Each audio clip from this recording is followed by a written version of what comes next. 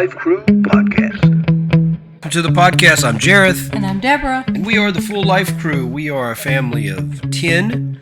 We've been married for how long now? 24 years. 24 years.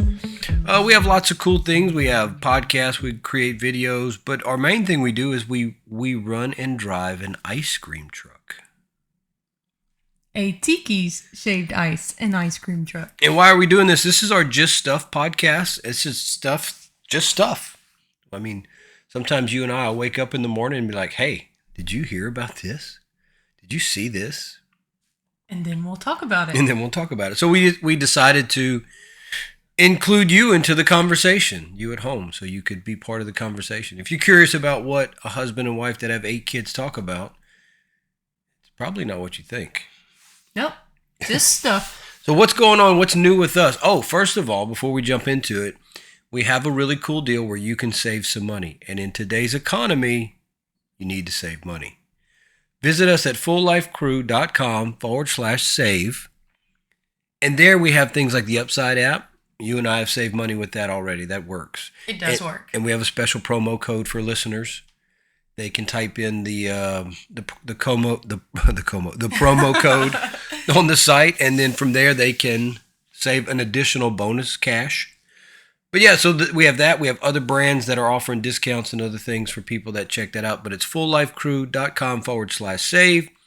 You don't have to buy anything from us, but if you do choose to, we got it set up where it'll save you some money.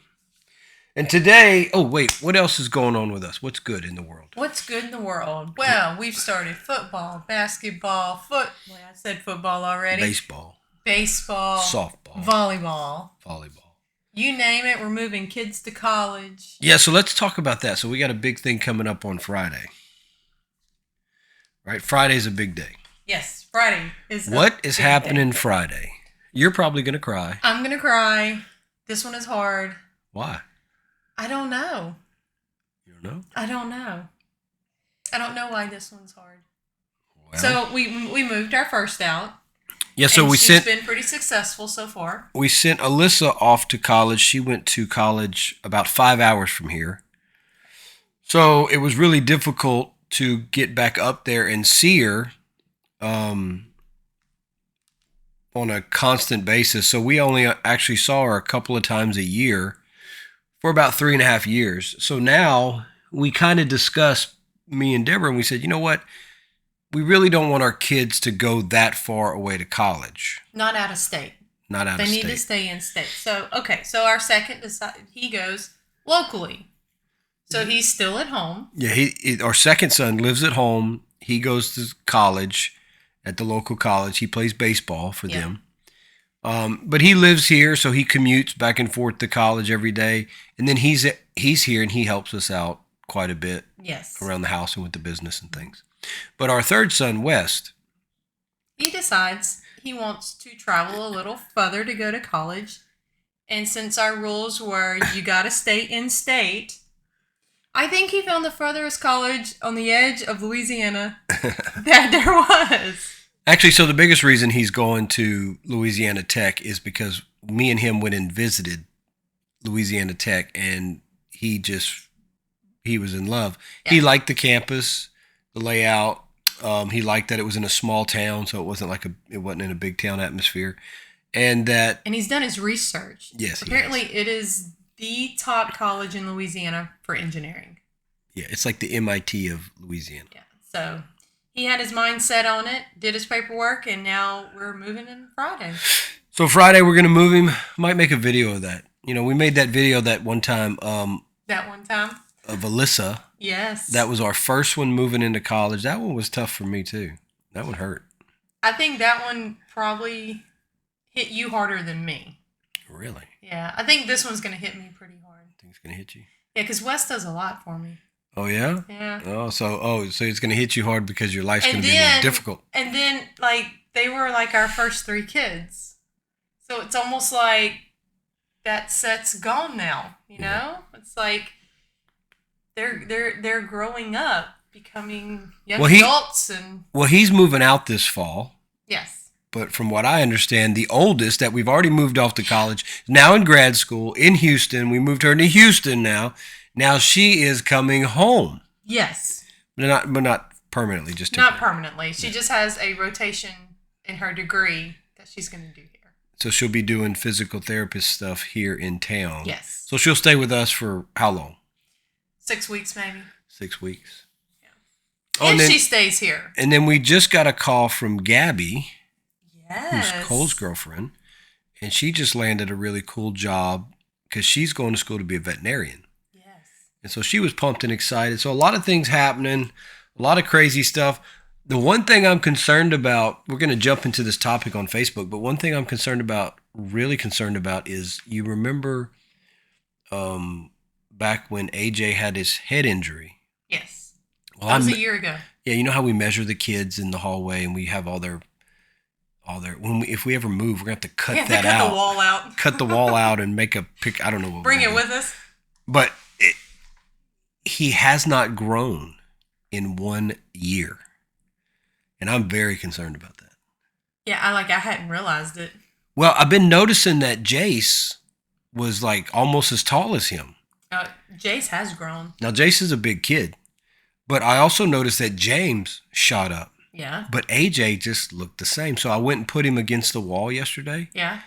And he might have grown like a quarter of an inch. That's it. And for a 10-year-old kid, I mean, that's not normal. Yeah, usually they grow a lot. So well, I guess we're going to have to watch him. I don't know. Need to look. Do y'all know about this? If you get a head injury, does that affect your child's growth? Does it slow it down? Does it stump their growth? Speaking of not growing, well, I took the kids. We went to baseball practice, and every time we get in the truck, they're like, Dad, can we go to the gas station? So I took them to the dollar store. Yeah. And Jace was in line, and walking up behind us was a woman and her child. But the child was maybe 8 or 9. Yeah. And the child and the woman were the same height. So the woman was a dwarf, a midget, whatever. I don't know how you say it nowadays, politically correct. But I thought it was funny that Jace looked at her, and when she spoke, he realized that it was an older woman, but she was shorter than him. And she looked a little different too. Yeah. And he looked up at me, and he went to say something, then he just kind of put his head back down. Then the rest of the boys saw her. Yeah. And they didn't make as big as a reaction. But what I thought was funny is Jace, when we're walking out to the truck, we're getting in the truck, and he says, Dad, did you see that little mama in the store? I said, what do you mean, little mama? He said, well, it was a mama, but she was little, like me. I said, yeah, Jace, I saw it. So did you have to tell him, that God made her shorter? No, he didn't ask why. He just thought it was cool that there's little mamas out there. Little mamas. There's little mamas out there. Mini mamas. But today we're talking about Facebook and how they censor information. And we're talking about it today from a parent's perspective. Obviously, from just a regular perspective, it's not cool. But we're talking about this from a parent's perspective, why this is important. And now we treat social media differently. We're on social media. Yes. We're producing content that for the most part is positive and good, that we think is positive and good, that kids could listen to or watch. We try not to produce anything too racy or inappropriate. We try not to. Sometimes we cross the line, but not much. Like we did a podcast, we actually put 18 and up on it. Yeah, we try. But today we're talking about Facebook. And Facebook, what they recently did was, well, here, let's watch this clip. Zuckerberg admitting Facebook was pushed by the Biden-Harris administration to censor Americans' content. In a letter sent to the House Judiciary Committee Chairman Jim Jordan, the Meta CEO explained, quote, in 2021, senior officials from the Biden administration, including the White House, repeatedly pressured our teams for months to censor certain COVID-19 content, including humor and satire, and expressed a lot of frustration with our teams when we didn't agree. I believe the government pressure was wrong, and I regret that we were not more outspoken about it. Enes Kanter Freedom is a human rights activist, former NBA player, and he joins me now. Enes, great to see you as always. Rings a little hollow to me 4 years after the fact. What are your thoughts? Thank you for having me. I mean, it's good for him that he finally came out and said something, but I think it's a little too late, buddy. To me, this is an election interference and treason. I hear many people saying that this is a crime against humanity. The question is, I actually want to ask this to our audience. Does he actually regret it, or is it because he got caught? Well, yeah, I mean, so like that basketball player was saying, like it's treason and all this other stuff. And I agree that, if you're going to be a source of news and media for people, you need to put it all out there. Yeah, I don't think it needs to be one-sided. But I think you need to have both sides. Yeah, but we can't control Facebook. We can't control Fox News or CNN. You can't control any of these people. So, but the one thing we can do is help our kids. Yes. So some of the things that we talk about with our kids is the sad thing is that there is a censorship going on. Now we know this because we are on social media and we notice the censorship when we produce certain content. Yeah. I've actually been flagged for producing certain contents because it doesn't meet their policy deals, but yet the even worse stuff will show up online than things that we've been flagged for. We're a family channel. Yeah. I haven't produced anything for as nudity or obscenity or anything like that. But I have produced content where they flagged the content or they've blocked it. They blocked it, yeah. Yeah. Especially on YouTube. And then YouTube in general, I know we're talking about Facebook. Facebook admitted it, but YouTube in general censors. They love to censor. Yeah, I do, I'll see, my Facebook only showing me one thing. Or if I log into YouTube, it'll be one thing. So I do think that they push it on one way. They do. And I think that's important, because kids still don't have the ability to make rational decisions. It takes until you're probably your mid-20s or maybe even 30s to where you can really look at something, pull back and make a cognitive decision where you've looked at both sides without just someone saying something, you're like, oh, I'm going to go with that. Yeah. Kids want to be part of something. They want to be involved. Like the whole deal with climate change. And now I'm not saying there's no such thing as climate change, but we live in Louisiana and it's been scolding hot ever since we've lived here. And then, and then if you believe in the climate change thing, the way they push it, we should already be underwater where we live. Yes. We should have drowned it already. Yeah, we should be gone. We should be gone. And that's not necessarily the case. Now, do humans affect our pollution and stuff affect the environment? I'm sure we are. Of course. But the way they make it sound like the world is ending tomorrow if you don't take action. Yeah. And I believe that they use that to influence young people. You ever notice that a lot of the social media stuff is really directed toward young people and trying to sway them in one direction or the other? This has been going on for years, though. What? The environment and everything, because years ago, I'm putting my age out there. Uh-oh.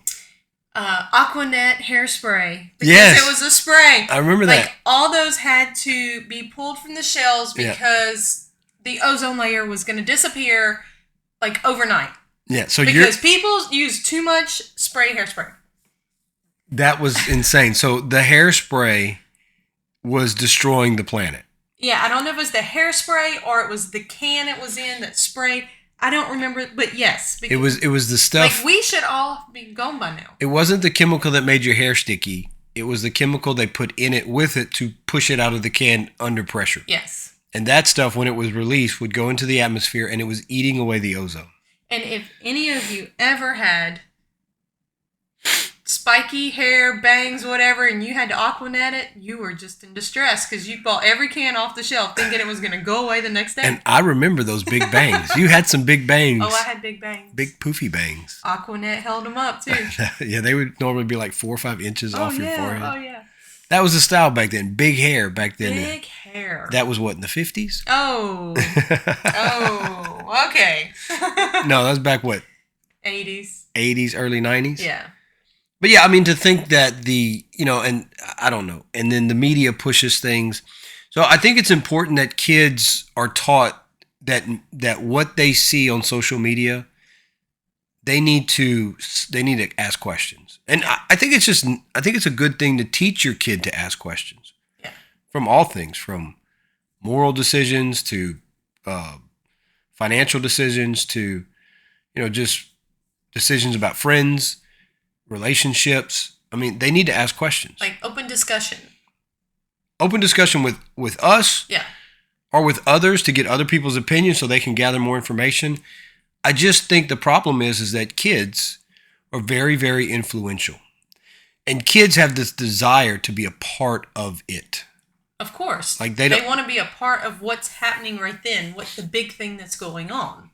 If you take the whole thing about gender, well, if you have all these kids, believing that there's more than one gender, then, and you don't believe that, then you're going to feel like you're on the outs.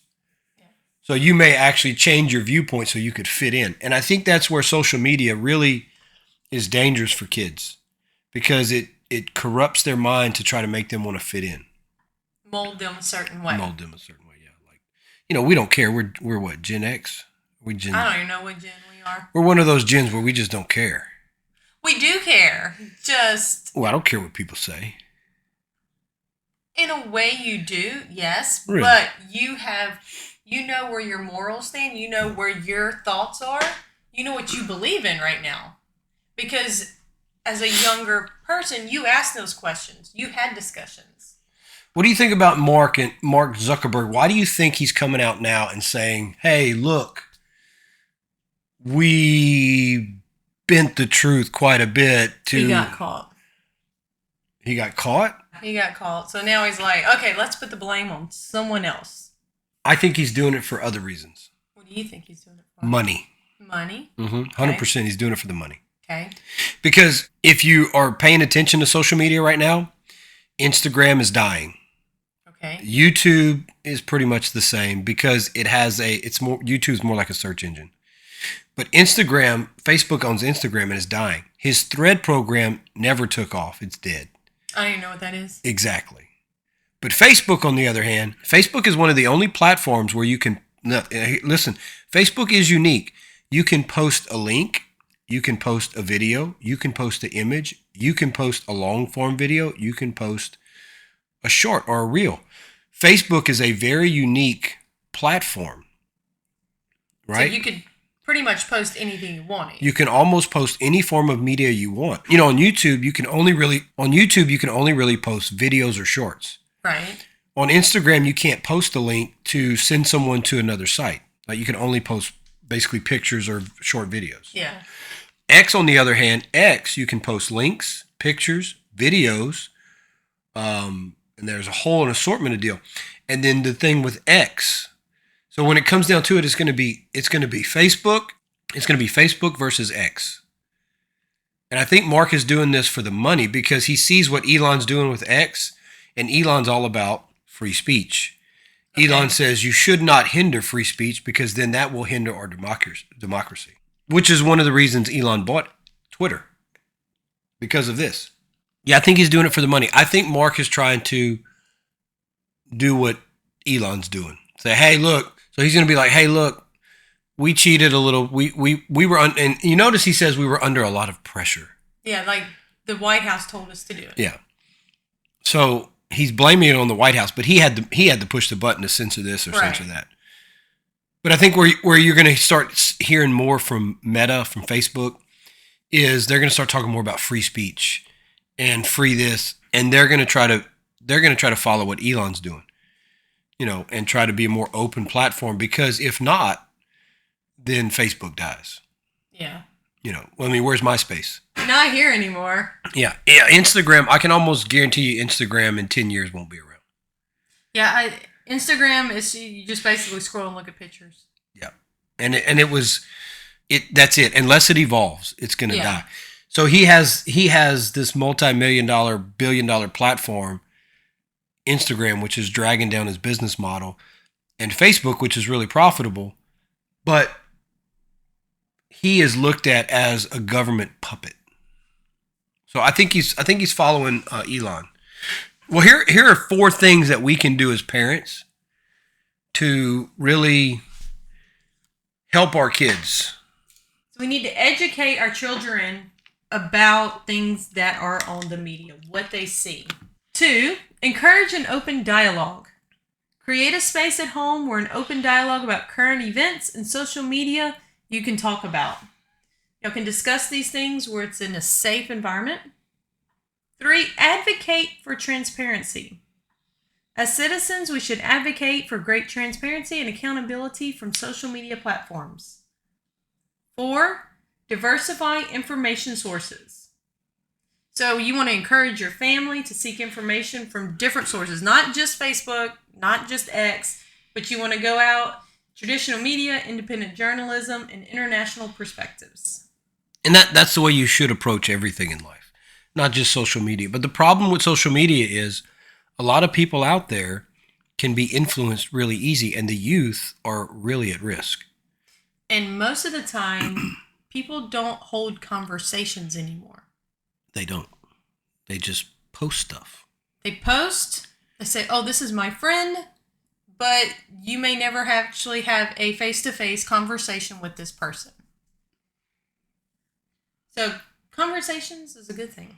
I think in the end, it's just to be a parent nowadays. It's not like, think about 200 years ago to be a parent. You lived on a farm more than likely, or 500 years ago, you were on a farm, and the worst thing your kid was going to do was I don't know what the worst thing they would do. They didn't steal have the neighbor's chicken? Yeah, maybe. I don't know. They just didn't have so much. Being a parent right now is harder than it's ever been. And you can tell by the way society is steadily stumbling into this abyss of chaos. Well, there's so much influence coming from the outside world. Yeah. And homes are broken. Yeah, so there's just lots going on. So I think it's really important that parents are aware of what your kids, because a lot of parents just give a kid a cell phone and have fun. Yeah. And I think the cell phone is one of the most dangerous things on the planet for a young child.